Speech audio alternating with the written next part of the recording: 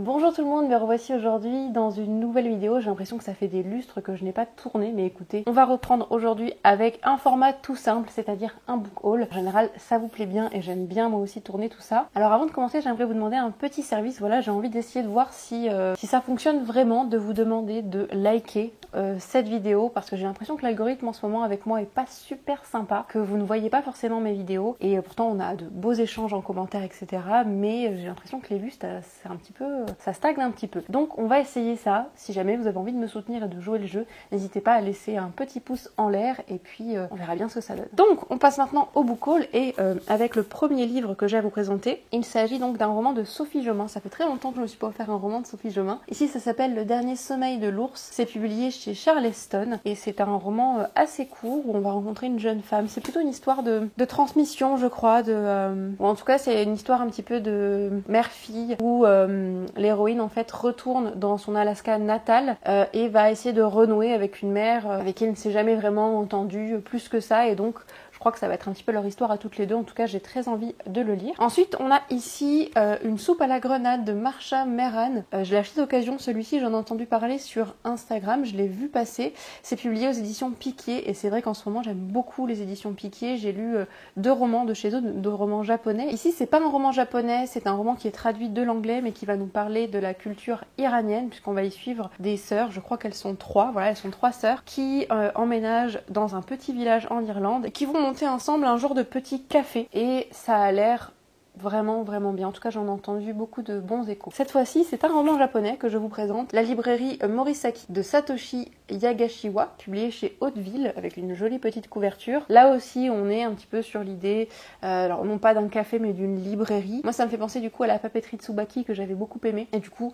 j'ai eu envie de lire tout ça. Je pense que c'est assez léger. Je me suis laissée tenter quand je l'ai vu en librairie. En plus, c'est assez court, donc ça va se lire très vite. Ma lecture en cours, ici, je me suis carrément laissée happer par la couverture et le résumé. Et depuis j'en entends beaucoup parler sur Instagram notamment, et ça a l'air juste génial. J'ai lu que le début, là j'ai commencé aujourd'hui, j'en suis à la page 40 et j'aime beaucoup. Il s'agit donc de Gwen and Art Are Not in Love de Lex Croucher. C'est pas vraiment une réécriture des légendes arthuriennes, parce que ça se passe bien après en fait, le roi Arthur, tout ça. Il y a quand même une espèce de... ça se passe à Camelot, donc il y a comme une espèce d'aura un petit peu, on a encore conscience des légendes arthuriennes et on voit que c'est pas très éloigné, mais c'est pas une réécriture à proprement parler des légendes. Voilà. En tout cas, nous allons suivre Gwendoline, qui est donc princesse, et Arthur, ici, qui est son promis depuis qu'elle est née en fait.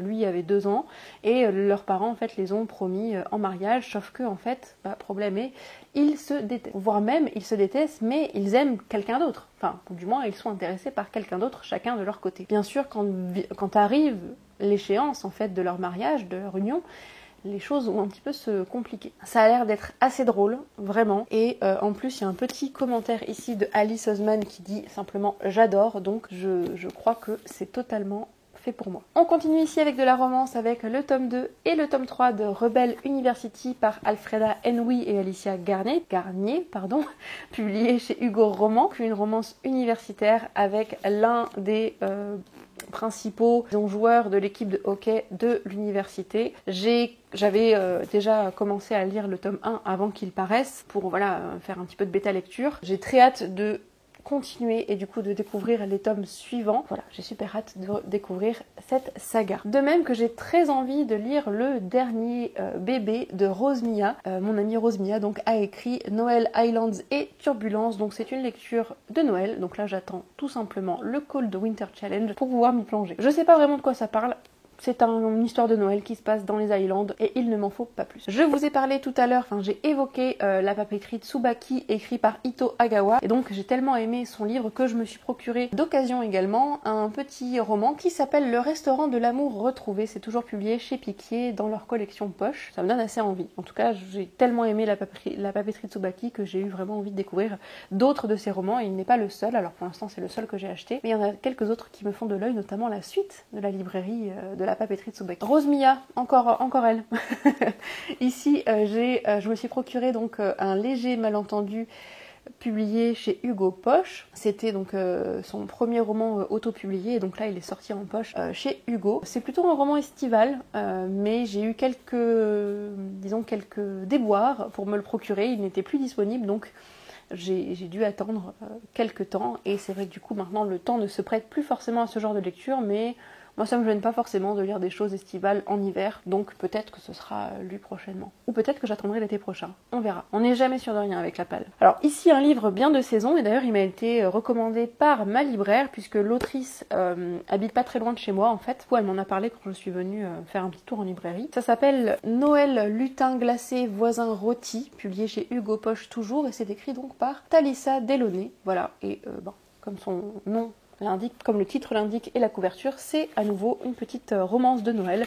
Je n'en sais pas plus et je n'ai pas envie d'en savoir plus. Je pense que je reparlerai de tout ça quand ce sera le moment, quand je ferai une petite palle Cold Winter Challenge spéciale romance de Noël. On verra. On va passer maintenant à tout ce qui est graphique et je commence avec un roman graphique, un comic peut-être, puisqu'il est en anglais. Du coup, je l'ai acheté dans sa version anglaise, mais je sais qu'il est sorti dans sa version française sous le même titre.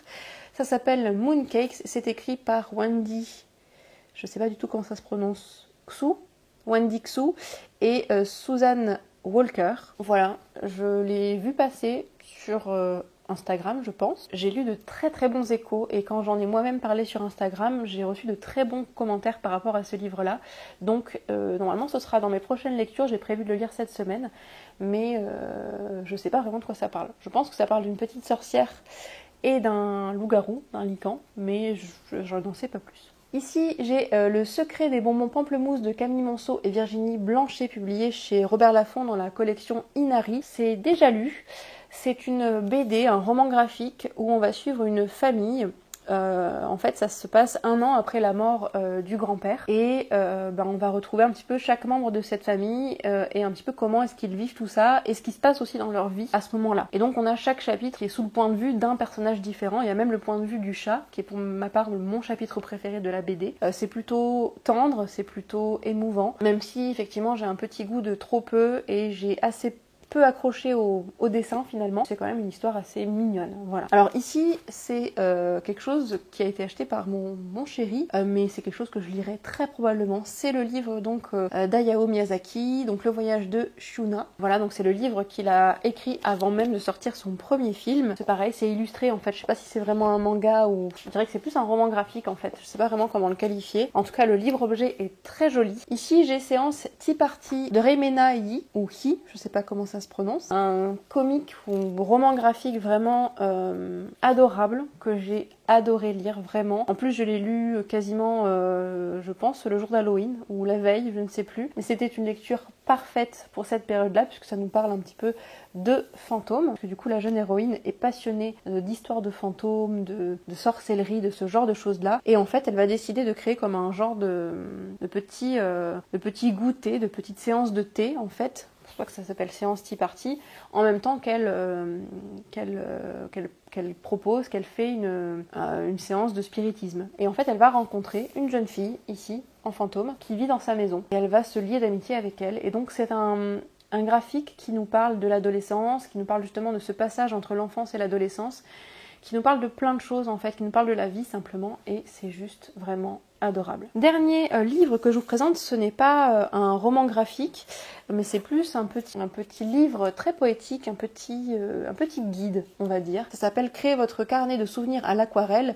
C'est donc écrit et dessiné par Laura Travelsbook, donc Laura Pasquet, que j'adore suivre sur Instagram, sur YouTube. J'aime beaucoup ses vlogs. Elle est aquarelliste et ici elle nous montre pas à pas comment créer en fait son propre carnet d'aquarelle, son propre carnet de souvenirs à l'aquarelle, parce qu'elle est un petit peu spécialiste là-dedans et voilà, j'aime beaucoup. Moi qui me suis remise à l'aquarelle depuis un peu plus d'1 an, même si je ne suis pas toujours assidue, ça me plaît beaucoup d'avoir ce petit guide avec moi. Je le trouve vraiment très mignon, très poétique. Et si vous ne connaissez pas Laura Travelbook, eh bien je vous recommande chaudement sa chaîne si vous aimez les vlogs un petit peu slow life, qui parlent de vintage, qui parlent un petit peu de cuisine aussi. Parfois elle montre quelques recettes, mais aussi et surtout de peinture, d'aquarelle et d'art en général. Je pense que vous aimerez sa chaîne. Voilà, c'est tout pour ce book haul. J'espère que ça vous a plu. N'hésitez pas à me retrouver en commentaire. Pour ma part, je vous fais très gros bisous et je vous dis à bientôt dans une prochaine vidéo. Bye!